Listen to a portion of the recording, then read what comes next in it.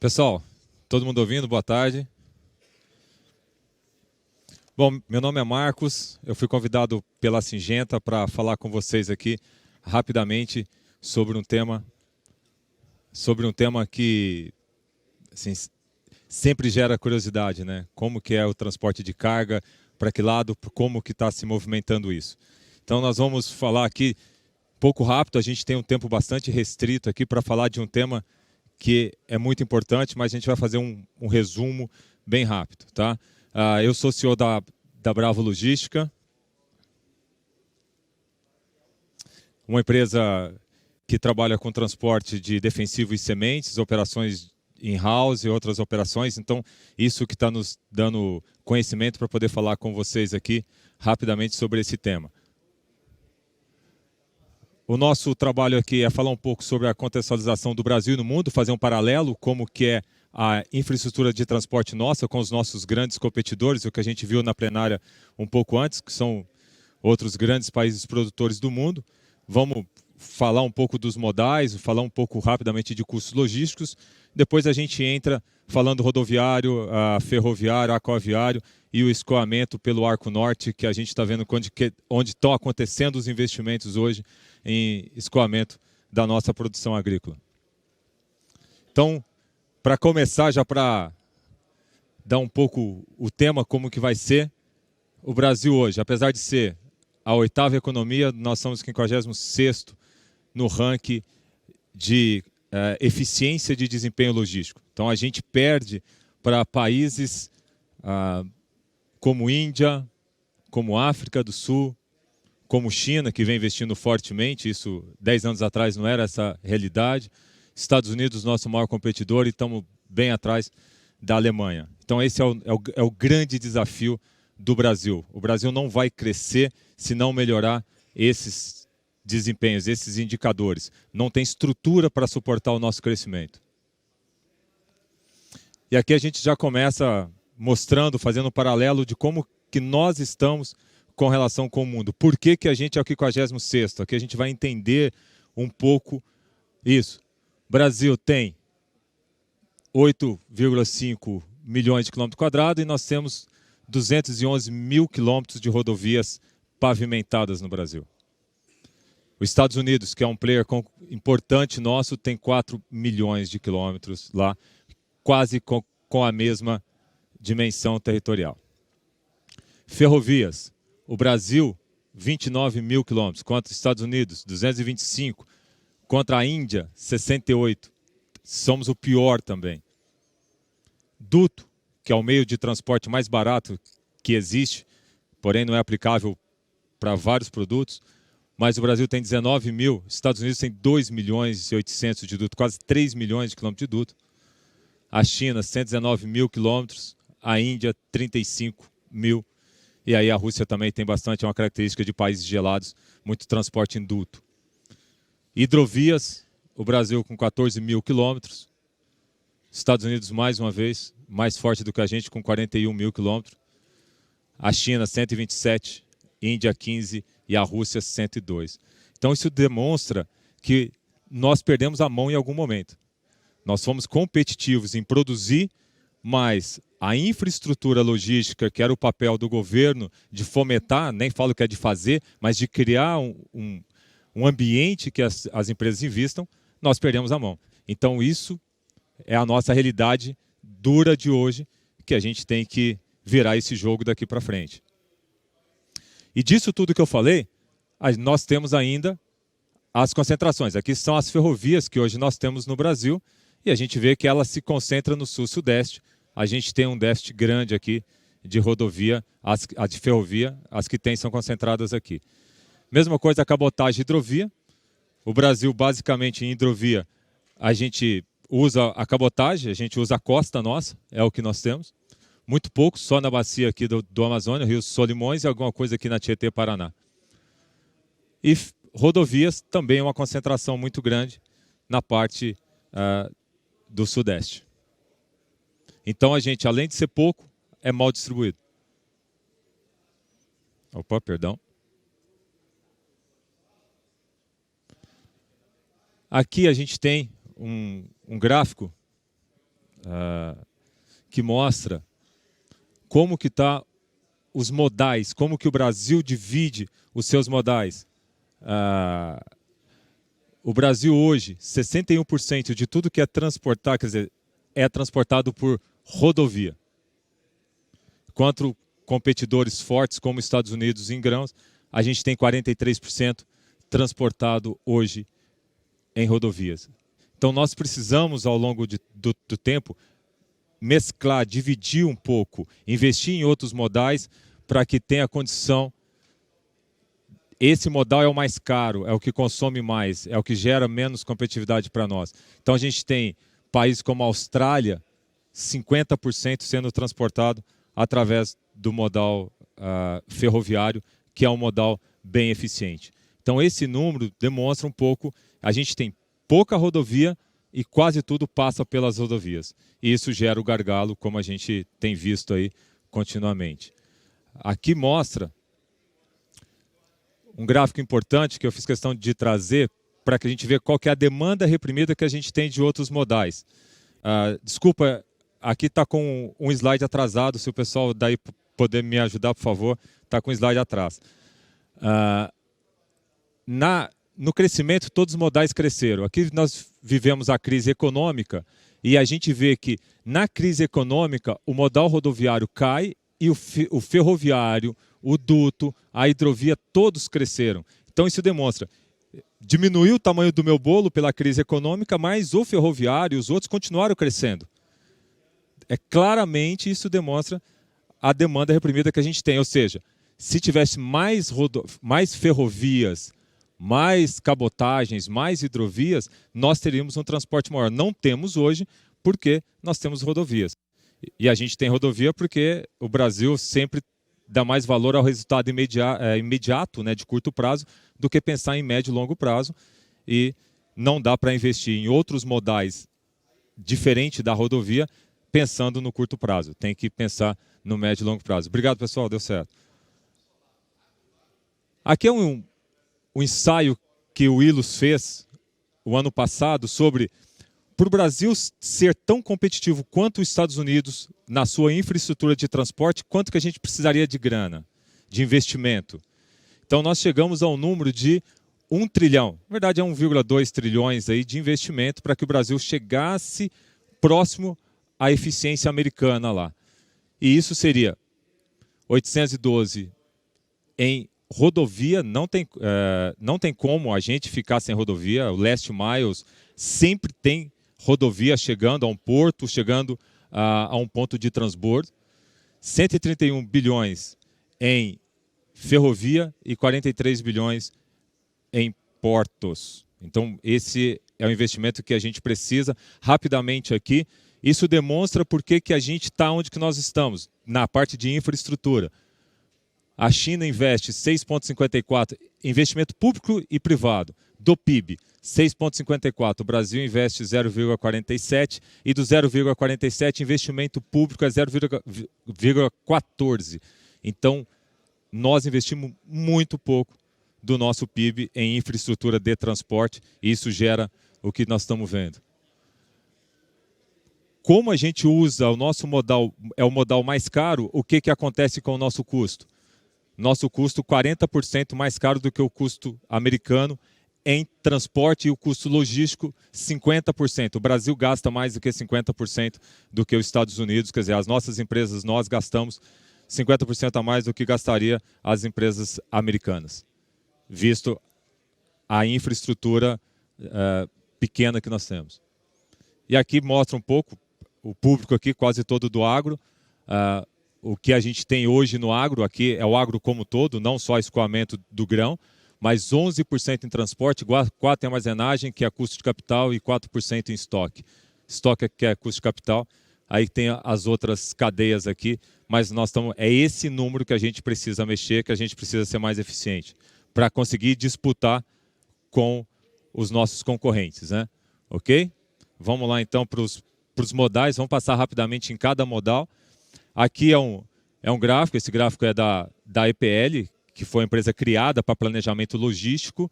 Infelizmente só foi criada, pouco resultado, mas aqui demonstra que a gente anda muito porto, isso aqui são basicamente escoamento da safra para vários portos. Então, a gente usa muito o modal rodoviário para longas distâncias, o que não é economicamente viável, né? Mas é a realidade que nós temos, né? E a realidade que a gente tem de rodovias, daqueles 211 mil quilômetros lá, são aqui 14%. 86% das nossas rodovias não são pavimentadas, visto aí um trecho da 163 que a gente sofre muito, vamos falar um pouco para frente. E o Brasil está tão estagnado que nos últimos 10 anos, 2008 a 2018, nós crescemos somente 5 mil quilômetros de rodovias pavimentadas federais. 8% em 10 anos. Quer dizer, as rodovias que a gente andava há 10 anos atrás é que a gente anda ainda. Isso demonstra muito claramente como que nós estamos parados. E aqui está claro que a gente precisa trabalhar na concessão. As concedidas, 42% ótima, as que estão no poder público, 4% ótima. Isso tudo usando o meio que mais consome petróleo. Aí o que acontece? O petróleo sobe. O que aconteceu ano passado? A greve, vou passar rapidamente, todo mundo lembra, todo mundo sofreu um pouco com isso. E agora nós temos a expectativa da nova tabela de frete para corrigir uma tabela de frete que foi feita rapidamente. Agora tem a Exalc que está trabalhando junto com o governo, com a NTT, na elaboração dessa próxima tabela. E essa tabela estava em consulta até a semana retrasada lá. Então, quem teve a oportunidade de acessar viu a nova tabela, que deve sair agora em julho. O governo tem que lançar uma nova tabela em julho e provavelmente ela vem já corrigindo alguns erros da primeira tabela. Esse aqui é a tabela que está sendo feita pela Exalc e essa aqui é a tabela que está em vigor hoje. Ou seja, ela vai cair, tem situações de quase 50% que ela vai cair. Então a gente acredita que ela venha um pouco mais próximo da realidade. Aqui é uma pesquisa rapidamente passando aqui sobre quanto. Tem 35% das empresas hoje que pretendem diminuir o uso do modal rodoviário e, ao mesmo tempo, eu tenho 20% para cabotagem e 25% para o ferroviário. Só que como migrar? Nós não temos isso. Esse é o grande desafio. Aqui está o modal, o ferroviário. Isso aqui todo mundo sabe, Rondonópolis-Santos, que é o trecho da Rumo, que tem, e a gente tem algumas coisas ligando aqui para o Porto de Vitória. E lá em cima... aqui é minério. Rapidamente, aqui é a nossa malha de ferrovia. Aqui foi o PAC em 2009, que todo mundo ficou super entusiasmado. Agora o Brasil vai em infraestrutura. E do PAC, que foi o que foi resolvido em 2009, isso aqui é o que foi feito. Só o trecho lá da Rumo até Rondonópolis e a ligação da Norte-Sul. Isso foi o que nós fizemos em ferrovia em basicamente 10 anos. Tá? A grande expectativa nossa é o projeto Ferrogrão, que ele vai ligar Sinop a Miritituba, que deve sair para concessão agora no segundo semestre.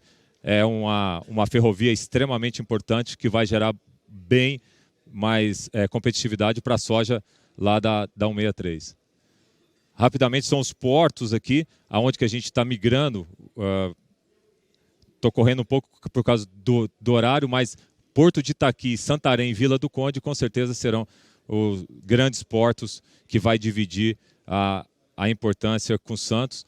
Eu trouxe aqui, que é importante, né, o ministro Tarcísio garantiu que até esse ano ele consegue terminar até Miritituba, aquele trecho que falta lá de 50 e poucos quilômetros lá. Tá? Então, de Sinop a Miritituba, a gente vai ter a Rodogrão e provavelmente teremos uma rodovia aí já concedida para iniciativa privada.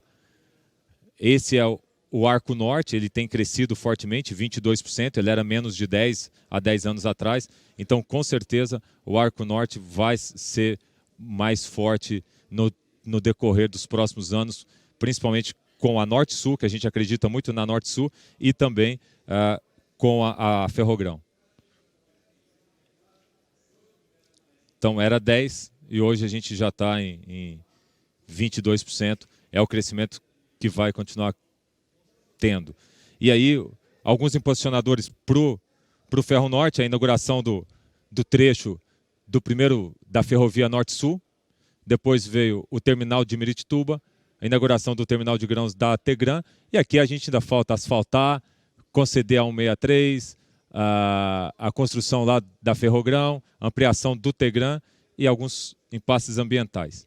E aí, encerrando a minha apresentação aqui, que só tenho 15 minutos, é o seguinte: nós precisamos, o Brasil precisa conseguir esse 1 trilhão para investir, para que esses números não fiquem daqui 10 anos, a gente mostrando a mesma malha rodoviária, ferroviária, hidroviária e cabotagem que a gente... Essa apresentação quase que ela é a mesma de 10 anos. Isso é muito triste para nós. E para isso, é o recado que eu deixo, a minha conclusão.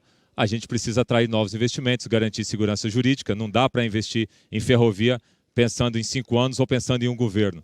A gente pensa em 20, 30 anos. E hoje a garantia jurídica nossa não dá tanta visibilidade assim.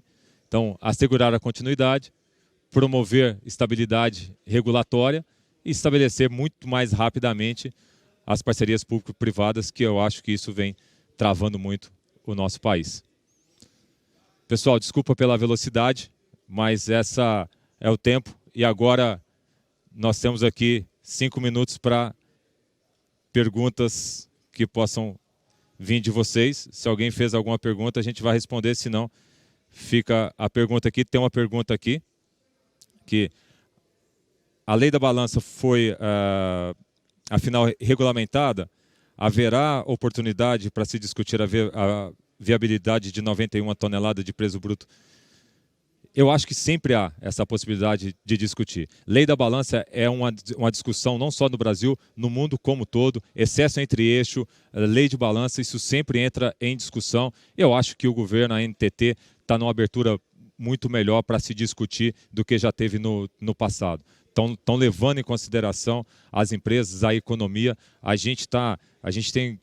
Eu participo de alguns grupos que discutem muito isso, essa lei da balança. Eu acho que a gente vai realmente evoluir em alguma coisa. Mas falo, o caminho é não transformar o caminhão em trem, é criar um ambiente para que a gente tenha a ferrovia, né? Porque a gente hoje, nós somos um dos únicos países que transportamos 72 toneladas hoje em caminhão e a gente quer transportar mais, a gente tem essa vocação, porque o que a gente tem é só rodovia. Então, o governo está errado e aí a gente continua seguindo esse erro. Quer dizer, eu acho que é melhorar isso, eu concordo, mas temos que ter ferrovia. O caminhão nunca vai fazer o papel do trem. Deixa eu ver se chegou mais alguma pergunta aqui na palestra muito tecnológica aqui, que a Singenta... Meu Deus, vamos lá.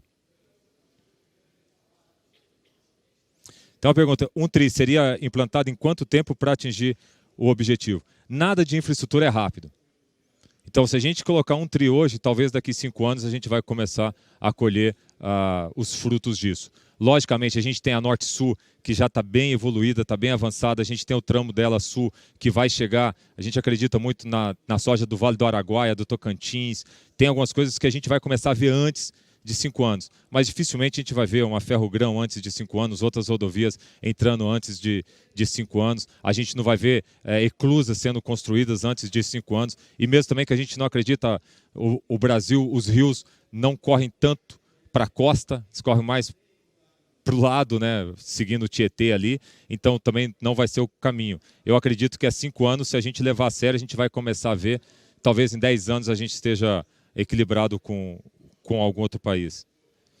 Qual a previsão da greve dos caminhoneiros? Isso aí, realmente eu não sei, é uma discussão. Eu acho que com a entrada da nova tabela de frete, se ela for seguir o que a Exalclog está indicando, que ela está fazendo junto com a NTT, eu acho que vai gerar uma discussão muito grande com os caminhoneiros autônomos e a gente corre sim o risco de uma nova paralisação. Vai depender muito de como que o governo vai discutir, como que ele vai divulgar isso, como que ele vai conversar com os caminhoneiros.